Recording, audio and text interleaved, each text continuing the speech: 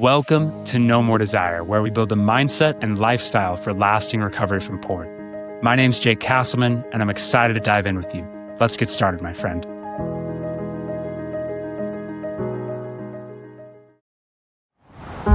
Do you ever wonder where your addiction to porn all began? Perhaps you consider your childhood to be pretty good. Sure, there were difficult experiences, maybe some bullying, strained relationships with parents. Dad or mom were busy a lot, siblings weren't very close, but generally things were fine. I mean, childhood is hard for everyone to some extent, right? But what if there are stories you are telling yourself that matter more than you know, and what led to your addiction that you carry? And what if there are details to these stories that can bring you freedom from porn? My guest Chris Bruno and I discuss our stories as men in an age that carries the death of healthy masculinity and crippled fatherhood, brotherhood, and sonship. Chris is a licensed professional counselor, author, speaker, and founder of the Restoration Project and Restory Institute. He specializes in helping men tell their stories in deep, healing ways, and for over 20 years, he has assisted men in overcoming sex and porn addiction and discovering new identities. In this episode, we talk about events in our lives that shape our identity, lead us to addiction, and how to reshape this identity toward healthy masculinity and sobriety. We discuss father wounds and the deeply important role that fathers play in the development of porn and sex addiction, and how we can show up as fathers to help our boys stand resilient in the face of these things today.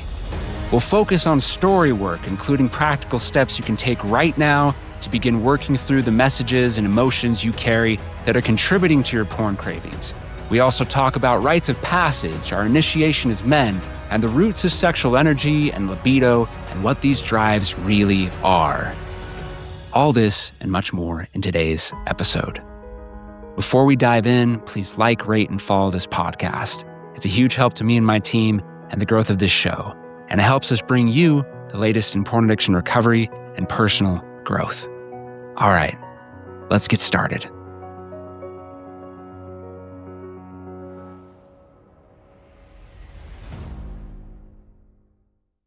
Chris Bruno, love the work you're doing, man. So cool to have you here. The work that you're doing for men and for their families these days is so needed. So it's just a privilege to have you here. Thank you so much. It is great to be here too. Thanks. Well, let's start out by getting to know you a bit. You do have two different large realms in which you work, the Restoration Project and the other one, which has skipped my mind right now. But I'd love for you to talk a bit about your work and then your journey, really your personal journey that's taken you here, because that's a great story, I'm sure. Yeah, sure. Well, so the two realms are, as you mentioned, Restoration Project. That is a organization that I started 16 years ago, and the focus is on helping men recover their hearts. And we do work in areas, kind of three main areas of fatherhood, brotherhood, and sonship. Every man, whether or not he has children, has a father inside of him. Every man has a brother inside of him, and every man is a son of the father and of our earthly parents, obviously. And so, the work that we do is in those areas, and resources and experiences in all of it. I was just at a weekend experience for fathers and their 8 to 10-year-old sons as we begin the journey of raising a man out of the boy. And so it was a wonderful weekend. So that's Restoration Project. And then the one that you forgot is Restory Counseling. I also started a counseling practice about the same time, about 16 years ago. And it is a story-informed counseling practice that has both therapy and storywork coaching. So we've got a team of 16 people that are local here in Fort Collins and also across the United States. So those are the two things that I do. Yes. And I knew as I said that, I was like, it's something to do with stories. So I should have double checked that. Yeah. But I love that. I'm fascinated by that story work. So we're going to talk about a bit about that today and helping guys get an introduction into what that's all about.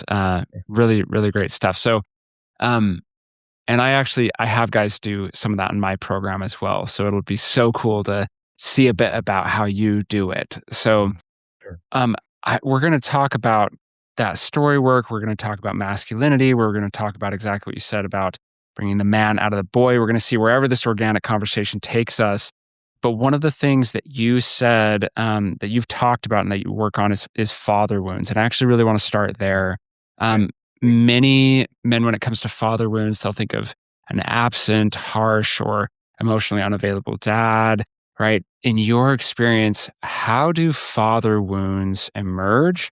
How do they shape a man's internal story? And how do they, for my audience's sake, really drive things like pornography addiction or even alcoholism or other addictions? Yeah, sure. Well, I think I would start with this, Jake, and that is that all father wounds originate out of an unmet father hunger.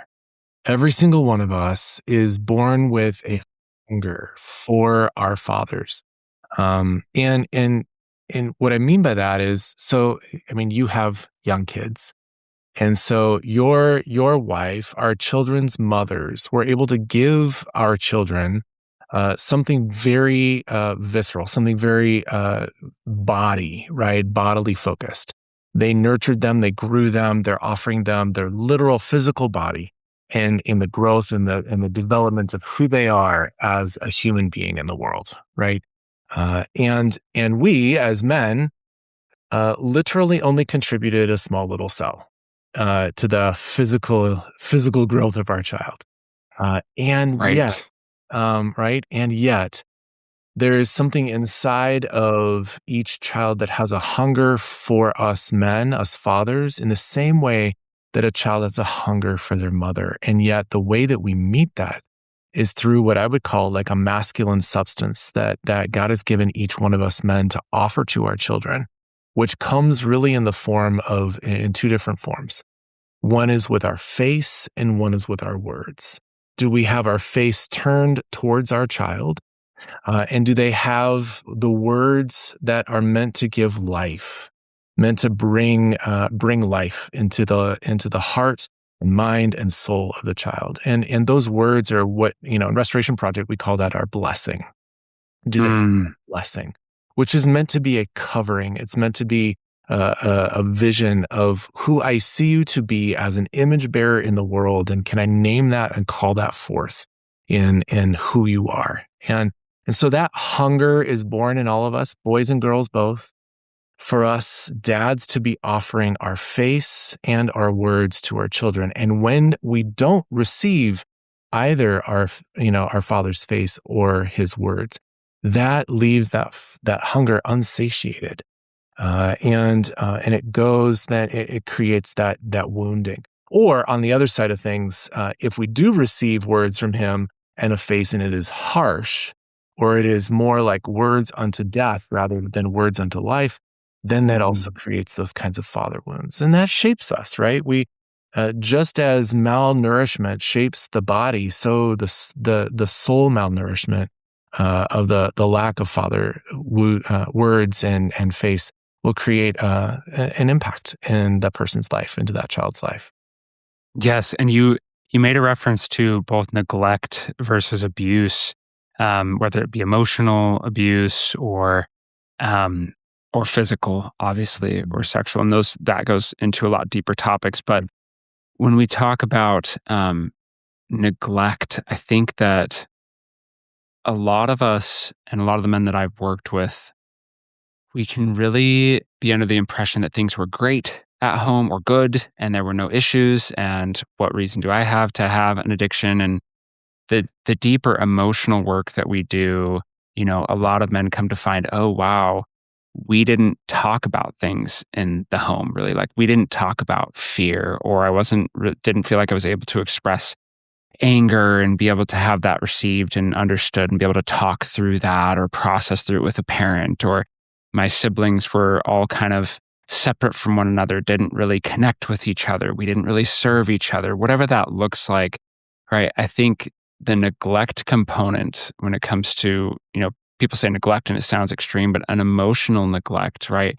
Not having that face or those words can have a profound impact on us, Very right? much so, and almost equally to, I mean, I'll put it in these words. I live here in Colorado, and wildfires are a thing in the mountains, especially in dry seasons. And so I'll say it this way, that a tree can either die by drought or fire. But the tree that has been burned is obviously burned. The tree that is kind of withering away by drought is far harder to see that and just as devastating. And so, especially for us men, like we're recognizing, yeah, I had a great family. I grew up in a good home, blah, blah, blah. And the vacuousness of that home is really hard to name because it almost feels like we're betraying the goodness that was there when we're actually naming that it wasn't enough. Yes. Because I think a lot of us we can get into the justifications and wanting to, I mean, rightly in a lot of ways, defend our family of origin. We're wanting to speak well of our parents. We're wanting to validate their efforts. But we can really skip over getting in touch with and being present with that pain, giving ourselves time to really understand it, right? What do you think that is in that gap for guys? What gets in the way, and how can they start to bridge that a bit into really exploring their story? The word honor and honesty come from the same root. And if we are trying to honor our parents, the more honest we can be about our experience of them, the more free they then are to be the actual humans who failed at times as well. But if we believe that honoring them is kind of turning a blind eye to whatever it was that they did or didn't do that might have brought harm, right? We're keeping them on a pedestal that they were never supposed to be on in the first place.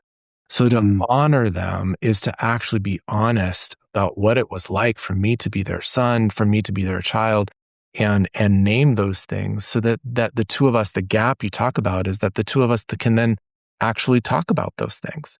Or at least I can begin to talk about what it was like for me, naming the loss, naming the gap. A friend of mine, Dan Allender, says we can only heal what we name. And so we have to actually name it before we can start to heal it.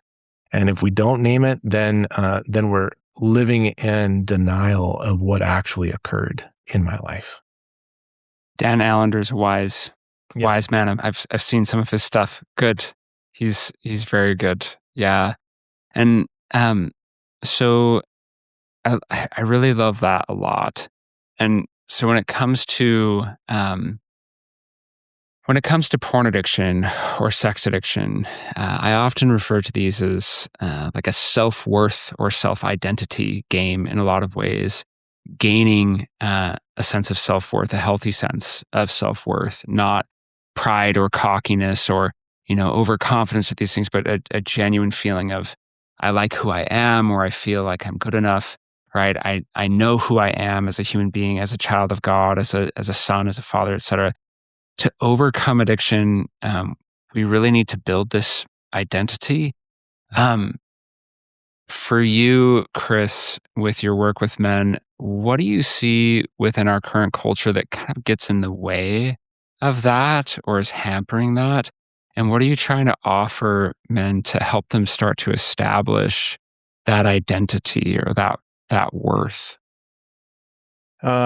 So many directions we could go with that question, Jake. So I'll start with this, that in any recovery program, we have to have a vision of what it is we are recovering. Okay. And so if we're looking for healing, we need to know what we're healing. And so in the work that I do, we spend a lot of time in recovery space talking about what the problem is or what the external behavior is or what the self-identity lack is or whatever it is that you've just named. Before we jump into any of those things, we have to have a sense of what was the story before that story began. And the way that I talk about it is that there is a first story and there is a second story. The first story is who you were designed to be, the imagination that God had for who you are and who you were, and the reality that you were such a beautiful thought and delightful thought in the mind of God that He moved all of history so that you would come to be. That is stunning in my mind.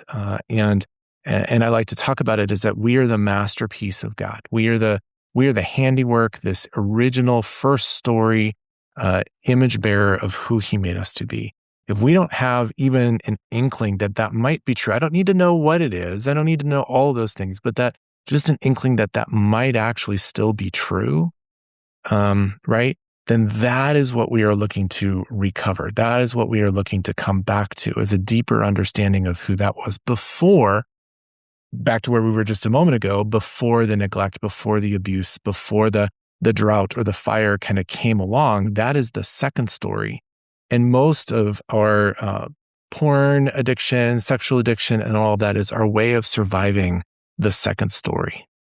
And if we can recognize, like, not only what did I have to survive, back to the honesty piece, but maybe what it was, who I'm, that is still trying to survive. And the reality that as little boys, when we started to survive and sex or sexuality or erections or masturbation or whatever it was became part of life, that felt like a very strong place of control. It felt very masculine. It felt like a great place for me to have my emotional needs at least pseudo met when those things were not being met in my family of origin. All of that survival was what led to the present day addiction. And so we have to go to the story behind the story. We have to go to the story of the little boy who lost his way because his way was not shown. His father didn't give him that kind of face, or his mother didn't give him that kind of presence and care. Like, those are the kinds of things that need to be named. So in our culture at large, I think there's a narrative out there that this is just boys will be boys, and this is what, every man is always thinking about sex all the time, and I don't buy it. I don't buy it that men think about it more than women do. I think boys have learned to think about it as a way to pacify their souls. I love that you said that. I think it's absolutely true. One of my colleagues, Drew Boa, says that a craving for porn or sex is very different from the desire or arousal or attraction mechanism that's natural to us. And when I feel a craving, he says it's always a case of emotional dysregulation. I would broaden it in that it's either emotional dysregulation or it's physical dysregulation, where I'm experiencing something within my body of, I'm really tired, and so my mind has this habit of, this is where I go to seek comfort and soothing and some semblance of fabricated balance, right? And so for you, is that kind of the patterns that you see for men as well? Oh, yes. Yeah. I mean, my acronym for it that I use a lot is STAB, and it's stressed, tired, alone, and bored. That there's something inside of me that feels stretched or stressed. I'm exhausted or emotionally strung out, whatever it might be. I'm alone. I feel isolated, divided away from people, disconnected in relationship. Or I have a sense of like boredom. And I want to say more about just boredom. Like, it's not just like sitting around being bored. It's actually that you don't have something that is compelling in your life enough to live a bigger story than what porn is going to offer you. And so there's some vision piece to that too. Yes, because porn, there are stories behind porn, right? And the type of porn that we seek out, right? And it is, depending on the guy, some it's a sense of fabricated accomplishment. For some, it's a sense of I'm seen, or I'm being intimate or connected with, I'm close with somebody. For some, it's a sense of status, or a sense of, kind of meaning. It's a sense of all these types of things that we seek to get met through porn, which we really, for me, I didn't start to see those things until a few years of sobriety and noticing, oh my gosh, look at all the motives that were behind my porn use. I probably could have discovered those things sooner if I had sought out better mentors, but I couldn't see those patterns, I couldn't see them. Yeah, they're very hard to see. And I think it just requires us to have eyes to wonder.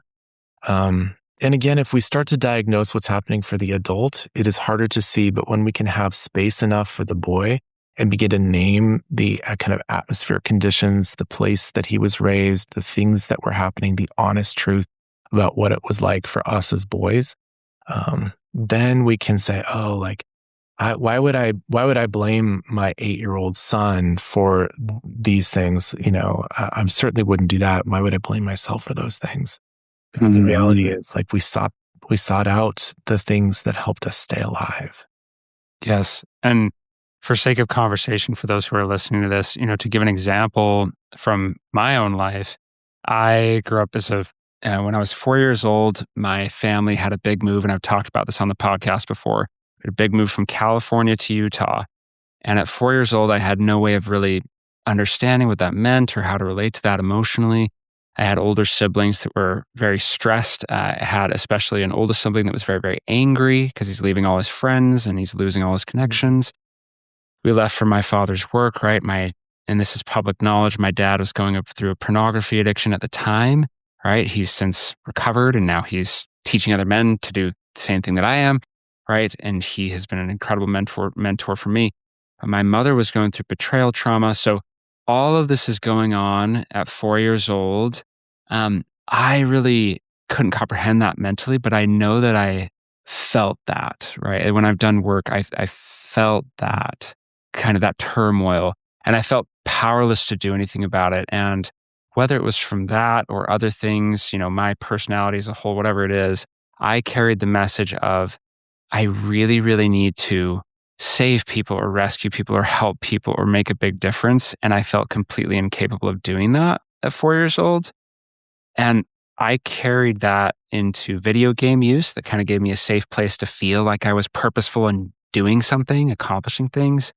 And then into pornography, which in many ways, and I was just emailing my audience about this today, it was a place for me to procrastinate those deeper desires that I had because it felt like so much pressure. So pornography was a place I could go where, to be honest, to be frank, I could expend that energy and have a reason to not go pursue, as you said, a bigger life, a bigger story than the pornography was offering. Yeah. Wow. Thank you for offering that to us. And you were too small. You didn't have the capacity to hold or save anyone. And so, of course, you needed a place to go where it felt like there was, a winner. I love that. I love that compassion you express, Chris. And I think that's what we all need to start to feel for ourselves to come out of these patterns. Yeah, it's big. It's powerful. I want to shift gears a little bit. Yeah. Still talking about masculinity, but really to hone in on rites of passage and masculine initiation. It's so cool, the things that you have to teach about this. So in a culture that has largely kind of lost these meaningful rites of passage, and we've talked a little bit about it, I think, in a way, but what are these counterfeit initiations that we are trying to fill that gap with? And what do you think we're missing that we really need when it comes to rites of passage and initiation? Yeah. Well, I was facing that for myself with my own son as he was growing up, 10, 11, 12. He was going to hit the puberty years. And I just knew that I wanted something different for him than I had for myself. And I wanted to make sure that he was kind of ushered, guided into manhood rather than just trying to find his own way like I had to. One of my favorite African proverbs that I quote in the Rites of Passage book that I wrote is, if we do not initiate our sons, they will burn down the village just to feel the heat. That's so good. It's so good. And I feel like we live in a world where there are boys burning down the village. And I'll also say it this way, not every adult male is a man. I think there are a lot of adult males who are still boys burning down the village. Some are in their 40s and 50s and 60s.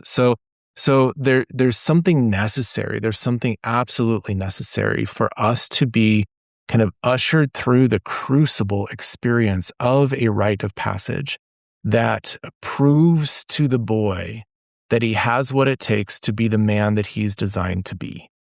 And there is something about this ushering, this guiding that I think we as fathers are designed to do for our boys. And I think there's a similar, it's a different but similar experience for girls becoming women. But if we're talking about masculinity, like there has to be something from the father that brings that heat to the boy so that he doesn't have to go burn the village down to find it. And that is exactly what a rite of passage is supposed to be. There's supposed to be some difficulty. There's supposed to be some challenge. There's supposed to be some proving, some testing of him. And, some cultures have taken that significantly brutal kind of, in the brutal direction. That's not what I'm advocating for. But I do think that we as boys need to prove to the company of men that we are one of the men. And there needs to be a welcome into the company of men and a recognition that even though at 13 or 14, when you pass through a rite of passage, right, that you didn't immediately then become a man when you're 13 or 14 years old, but you were considered one and you were invited to be one. And there is something about sitting in that new place that you grow into one, because now that is what is kind of you're welcome there and expected. So I think in our society, we need to absolutely be thinking about raising our boys in such an intentional way that provides them the answers to those questions. Where we go is pornography, because it makes it feel like, there's some kind of crucible experience there. There's some kind of erections feel really good and they feel really masculine. And so, there's something there. Or it's our first time having sex, or it's when we get our driver's license, or it's some kind of other, driving down the street on your new motorcycle really fast, or some kind of extreme sports, or whatever it may be. Wherever there starts to feel like there's heat to be offered, we will gravitate to those places, because that is what we need, the masculine soul inside of us needs in order to prove that we are actually men. When Ryan's wife found out about his infidelity, all hell broke loose. They had a son together, and he was about to lose him and her. Ryan had been hiding his porn use for years, since his childhood, but sexting other people went way beyond that. When she found out, Ryan knew that divorce was more than likely, and he was devastated. He wondered how he could let it go this far. How could he betray her this way? She was everything to him, yet he'd betrayed her so severely, and now he was going to lose everything. That's when he contacted me and entered the program.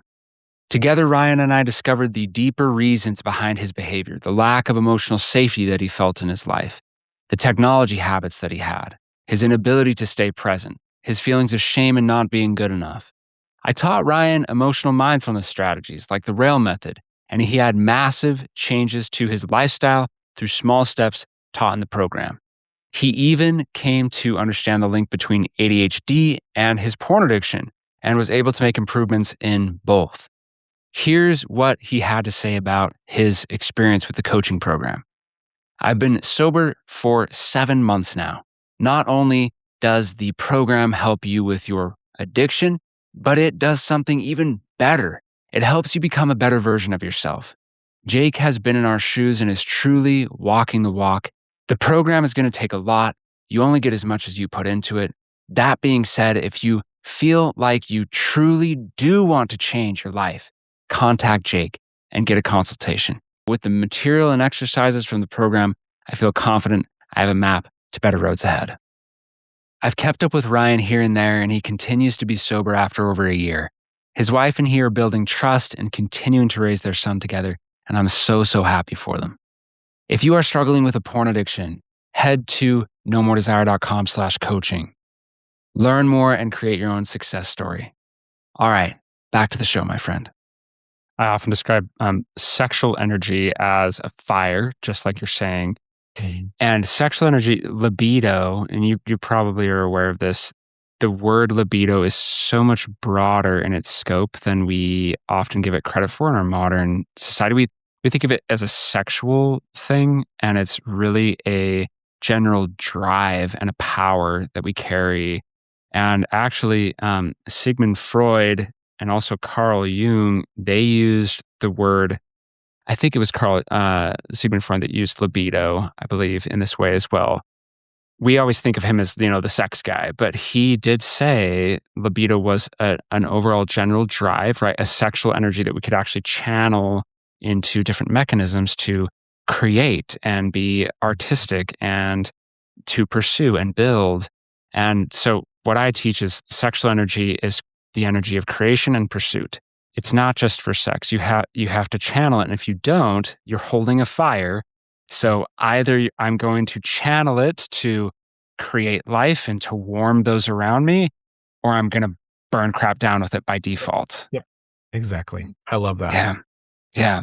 That's how it works. And so as men, we carry so much of that masculine energy, and you could talk about it from a dopaminergic perspective as well. We need to either use the dopamine or it will be expended through instant gratification just by default these days, I'd say. And I make a distinction often between desire and activation. And if there's what we are trained in our culture today is that sexual activation is the same as arousal. It's not. That arousal and desire are exactly what you're talking about, this energy that comes from us into the world to be creative, to bring life. And sometimes that is with sex and sometimes it is not. But that is what desire and arousal are. It is those are meant to be 100% relationally based. Arousal is relational. Desire is relational. Sexual activation is not.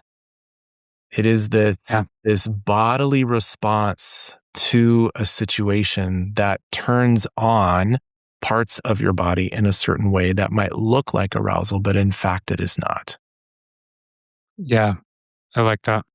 I like that a lot because it easily, especially when we go through puberty, we don't have any kind of open discussion with our parents or understanding of sexuality or, a knowledge of what that's going to feel like or being able to talk it out.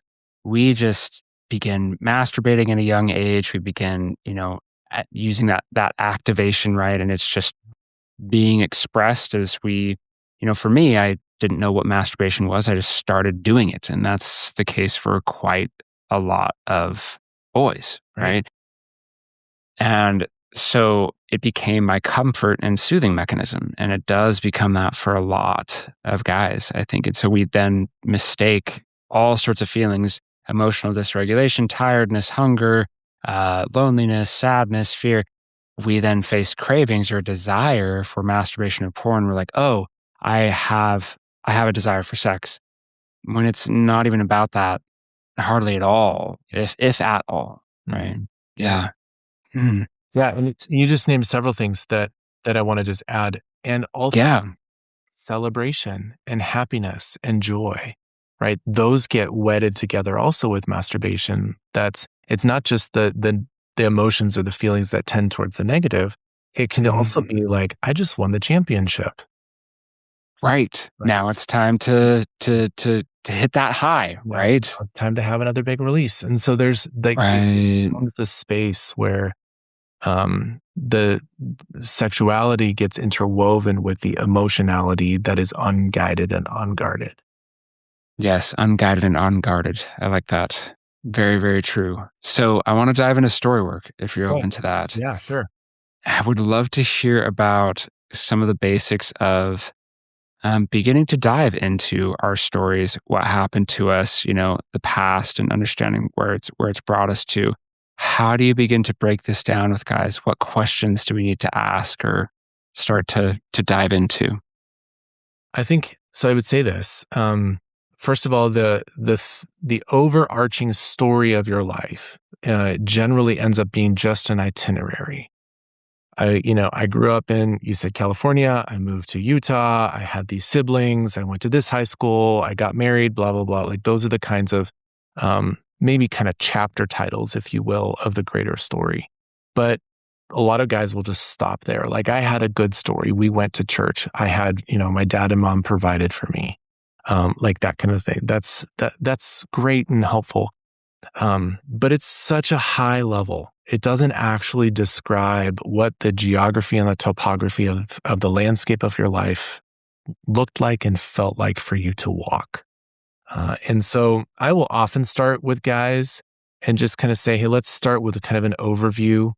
I kind of do a timeline 0 to 18. And above the line are the things that felt really good and positive. Below the line are the things that felt like they were hard or negative. And the further up or the further down, the more significant those things were. Okay. And so just start to name what are the key chapter titles or thresholds or turning points, whatever you want to call it, along the journey of life. And then we begin to investigate a little bit more. So of the ones that are higher or lower, I begin to ask more questions around what was going on in your life around that time? What was true about you in those moments? What was true about your father, your mother, or the situation that surrounded you? And tell me a little bit more. If we were to kind of take the timeline and kind of think about it as like a very simple coloring page in a kid's coloring book, that's the outline. How would you color in? What colors would you put? What is the story that you now begin to make meaning out of from that situation? One of the things I'll often talk about is, especially with the negative ones, those are the ones that are the most shaping for who we are. And they are the most negative, and you can kind of start to map. The positive ones are very related to the negative ones because the positive are positive because the negative were so negative. And so we begin to see some of the connections. I will often say too, though, that that tragedy is what happens to you and trauma is what happens inside you. And it is the result of the lack of kindness, the lack of presence, the lack of mothering or fathering or care or tending or soothing or whatever it may be in the moment that tragedy occurred. And so it's the moments where you were on your own to kind of navigate through and figure out what to do in the moment of something really challenging or really hard. And it's the internal understanding, the belief structures that get put into place as a result, or the way that I would put it is the story that got written, that second story that got written by what happened to you, the wounds, what got taken from you, the losses. And then the third part is then in how did you try to survive? So the second story for me is the wounds plus the losses and then your survival. That's what you've been living as if it was the most true thing about you when, you probably never knew that there was a story deeper still, that there was an older story, a first story about you before any of that started to happen. So we'll start to unpack and excavate what was it like for you in that moment that you, found porn for the first time, or what was it like for you when your dad walked out? What was it like for you when mom asked you to do X, Y, Z? That's where the actual narratives get written, and the little boy inside of us starts to make meaning out of the world in a certain way that was, as I just said, kind of unguided. Mm-hmm. What are some of those kind of primary burdens or wounds that you see that guys carry when they develop addictions? What are some of those core messages that they'll carry along with them? Oh, so many. I would say that there's kind of some core wounds. One is disconnection. You're alone. You don't belong. Okay. One is, we just talked about it a little while ago, neglect. And that is that your needs are not worth meeting. Mm. Okay. Mm-hmm. One will be obviously abuse, that something that you have is something that I am going to take and consume at your expense. Yes. So there's various kinds of woundings that happen, but then the losses are actually where the narratives get written. So if you are, if there is neglect, for example, and it could be significant neglect, or it could be what most of us would say, that wasn't so bad, but it was actually, as we were talking about, a little bit more like the drought that we were discussing before. The loss is the loss of identity, the loss of value, the loss of agency, the loss of, those are the kinds of things that start to write meaning into our lives. The loss of agency is I don't have ownership of my own life. I don't, someone else says what's going to happen to me. And if that's the case, then my narrative is like, well, it's pointless for me to show up, because when I show up, things get taken from me. So it's better for me to not show up. Well, now all of a sudden we have an abdicating man, or a very passive man. That's not his fault. It just means that something was taken from him a long time ago that needs to be restored. Those are the kinds of places and ways that we start to navigate through how the stories were written. So good. What was the one you said about consuming something at your expense? Can you say that for people one more time? Yeah. So abuse generally happens when you have something glorious that someone who is bigger or stronger or more powerful than you has decided that they're going to take it from you. They're going to consume that part of you at your expense. Mm-hmm. Very, very powerful. And depending on the person, right, we can all carry various versions and various types of these traumas, right? And I think some of us, as you say, we can be that burned tree, right? And it's pretty clear to us. Yeah. Not always, but pretty clear a lot of times. Yeah, some really screwed up stuff happened. It wasn't okay. And then there are others who carry more of these deeper messages that are harder to find, right, and harder to identify. And I think that can be difficult for a lot of people when they feel like, well, I have this pornography addiction and I'm viewing every day or whatever that is, and I don't have this history of trauma. What would you say to those guys that they need to begin doing in order to explore their story? Yeah, I think the word trauma gets thrown out a lot. I mean, I just did, you just did. Like, we throw out the word trauma a lot. Right. And I want to kind of bring it back to center a little bit, that it doesn't just mean that you had some kind of major episode of some significant explosion in your life. It does mean, however, that you may have, I'll put it this way, none of us were born in Eden.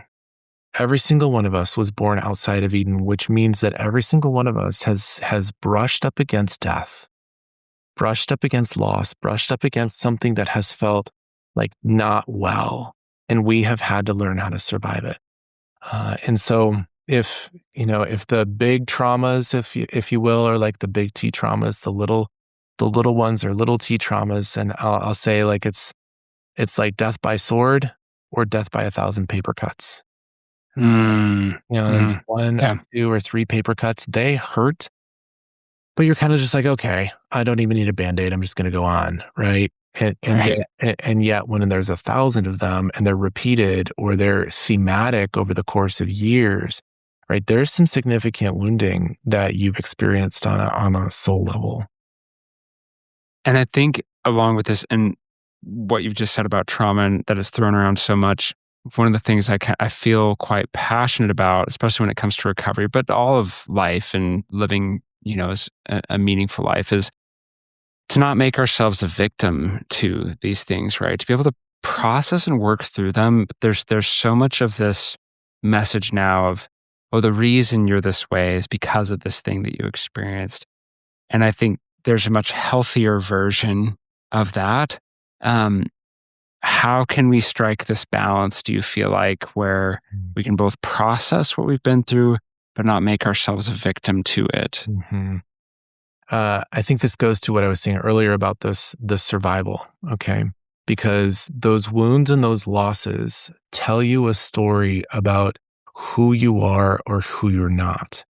Survival then is some volitional participation in evil's work against you that you say yes to. Mm-hmm. Yes, those things that I came to believe are true, and now I am participating in the perpetuation of my own destruction by survival. And that is what pornography is, right? It's not that any 8-year-old wakes up and goes, I'm going to become a pornographer. Like, I'm going to become somebody who's addicted to pornography. That's not what we wake up and say. And yet here we are at 28 years old, and there's a sense of like, this is where I find myself. Well, it started somewhere and it ended somewhere, and we have to address both ends of that spectrum. Where am I not responsible for what happened to me, and where am I responsible for how I have said yes to that kind of self-soothing or survival. And the reality is that those survival techniques work until they don't work anymore, Hmm. until they don't meet the needs of our hearts, right? So we have to actually own what is ours to own. And when you say, victim, to not be victim to it, it is important to name the genesis, but it is also important for us to name our ongoing participation with what has been spoken over us. Yeah. I think that's so powerful. I think when it comes to forgiveness for others or forgiveness for ourselves, but particularly, when I'm talking about forgiveness for others, I found in my journey, it's been very powerful to first off not just acknowledge, but dive deep into what happened, right? And the ways that I was wronged or things didn't go well or the stuff that wasn't my fault, and to see that and understand that. But then, as you're saying, to take responsibility and ownership over what I can and say, okay, what was my part, right? Or what did I do? Or what am I doing now, right? That's leading to this or repeating these patterns. And that it's so fascinating because once I truly, if I've processed the rest of that stuff, once I take that ownership and that responsibility, I found a lot of times I can let go of that resentment because I don't know why, but I'm empowered, right? And there's something about that that's empowering, obviously. Well, and I think what you're describing, Jake, is you've moved from resentment to grief. Mm, Significant move, right? To hold resentment is to take whatever pain of the past has occurred and continue it on in the present. But to step into grief is to grieve what happened and what has been happening and all that that has taken from me and the cost that that has had in my life, and step into grieving it. I believe that grief is actually a gift for us to digest the experiences of our losses so that we mm. can then come out the other side to be more free and more whole, to continue living on in a different way. Yeah, because I think that we can hold space for grief and sadness, and that can be, as you're saying, a gift in a way of reminding me of the things that I've lost and why that's so important to me and the kind of person that I want to be now and how I want to treat other people so that they don't experience that same hurt or that pain that I did or, who I want to be versus the resentment, which just, as you say, carries on the same cycle over and over and over and over. I have to face the grief, and the grief is extremely painful, which I think is one of the reasons why we just avoid it Yeah. for a long time. We were talking about rites of passage and how we don't have those in our culture. We don't have a culture of grief, right? We do not do grief well. And I think one of the best things that we can do is to really learn and step into grief. That doesn't mean like to be melancholy all the time. It means to go through a season of recognizing what was lost, recognizing what was taken, and then kind of bring that into a place of like, now what? Right? Now what? Yeah. Now what would I like to do? Because the person that I was hoping was going to come for me back then is not coming. Yes. So now what do I want? Yes. The reality that they're not coming. Right.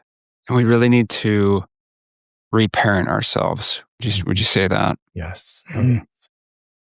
And parent one another in some ways and father one another. I think this is the beautiful place of what we can do in the company of men and with brothers who are in this together, is to offer that kind of fathering to us that we did not receive and desperately needed.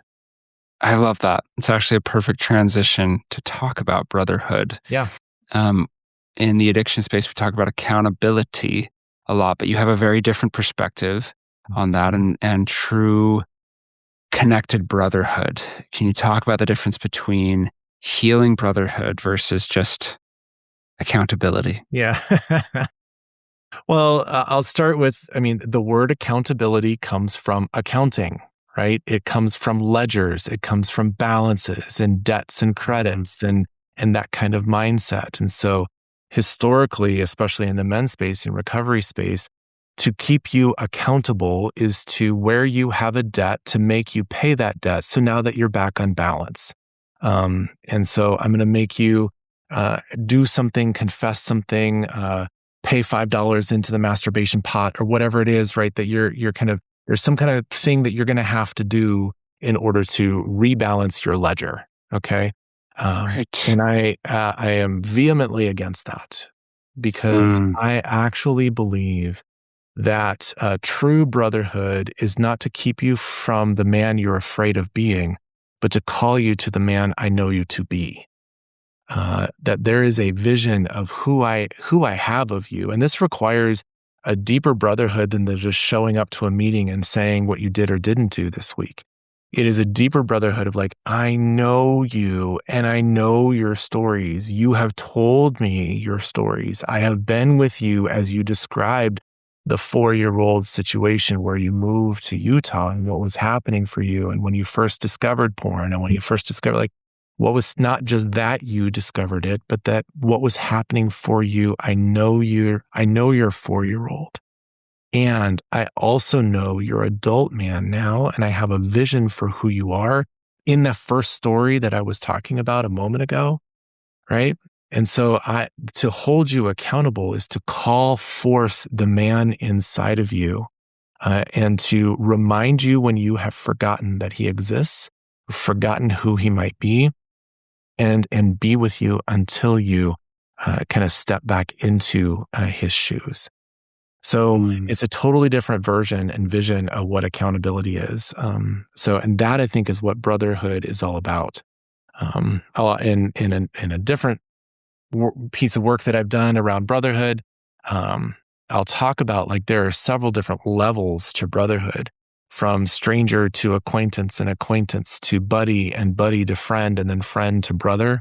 The shift, and I can describe those if you want, but the shift between friend and brother is that I actually know your stories and I am going to contend with you on behalf of you for the sake of you. Contend with you on behalf of you for the sake of you. I like that. Yeah. I really like that. What are some small ways, because I do see this concept of brotherhood as very, very important. What are some small ways we can begin doing this for each other, even just in our own families or our communities or, in smaller settings? Yeah. It sounds like I'm beating the same drum, but I'm going to say just like to start to talk about your stories. And that might not be your biggest trauma story right off the bat, but it's going to start to be, some friends and I were hanging out together over the weekend, and in our circles, we enjoy Scotch, and often Scotch has an age statement to it. So like it's a 10-year or a 12-year or whatever it might be, a 14-year. And so one of the things, for example, just using a prompt like the Scotch bottle, 10-year-old Scotch, what was your life like today, 10 years ago? Tell me what was going on. Tell me what your life was like 14 years ago. Or, if you're hanging out with your buddies and somebody's, their anniversary, what was your life like when you first asked your wife to marry you? Okay. Like just start to talk, very simple little story prompts, but start to talk about the stories of your life. What do you remember when, if you've got a son who's turning 12, what was your life like when you were 12 years old? Like those kinds of things. It's not confession time. It's not telling the stories of your deepest, darkest pain or your deepest, darkest sins. It's just, what does it feel like to be you? And so often in men's circles, whether it's reading a book or listening to a podcast or processing last week's sermon or something, the text is something other than your life. It's more about your thoughts about the text than it is the sharing of your life. And so I'm always advocating for guys, hey, don't read a book and talk about what the book has to say. If you're going to read a book, read it and then talk about how it relates to your life, brings up in your life. And if you can do more of that around your fire pit in the backyard or your living room or your man cave or even, like after the soccer game, whatever it is, you can start to talk about those kinds of things. That's where you move just from that friend into brother. You're telling your stories. I love that, Chris. That's so, so good, man. Well, this has been a fantastic conversation. I know there are so many more places we could go, but it's been great. I think this will help so many guys. Um, if there's anything else you want to touch on, awesome. Other than that, I would love for you to tell people where they can find you, work with you or your team, get help, go to the Restoration Project, right? Whatever those avenues look like. Yeah, sure. Thank you. Well, so yeah, you can find us at restorationproject.net. And that's where we have all those men's experiences and resources that I talked about. With Brotherhood, second half of life things, fatherhood kinds of spaces, all of that stuff is there. And then the restory.life is the counseling practice. And we've got trauma intensives, we've got recovery programs, we've got all kinds of Storywork groups, that kind of stuff where people can find some help if they want to step into this Storywork even deeper. Love it. It's great. Well, Chris, thank you so much. You have so much knowledge to offer and so much, I think, warmth and love and just a passion for this work. So it's just a joy to have you on. Thank you so much. It's been great to be here with you today. Thanks for listening to No More Desire. It's a genuine blessing for me to do the work that I do, and I wouldn't be able to do it without you, my listeners, so thank you. If you've enjoyed today's episode, do me a favor. Follow this podcast, hit the notification bell, and shoot me a rating. The more people who do this, the more men this podcast will reach. So take a few minutes of your time and hit those buttons. And if you want to take your sobriety to the next level, check out my free workshop, The 8 Keys to Lose Your Desire for Porn, or my free ebook, The 10 Tools to Conquer Cravings. These are specialized pieces of content that will give you practical exercises and applied solutions to overcome porn addiction. And you can find them at nomordesire.com. As a listener of the No More Desire podcast, you are part of a worldwide movement of men who are breaking free of porn to live more impactful, meaningful, and selfless lives. So keep learning, keep growing, and keep building that recovery mindset and lifestyle. God bless.